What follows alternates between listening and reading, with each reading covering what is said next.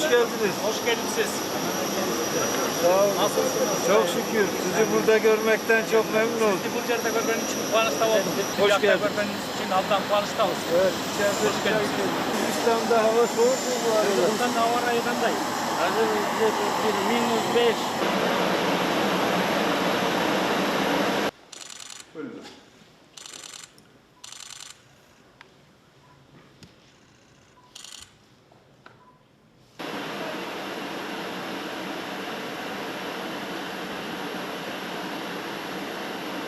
Teşekkür ediyoruz.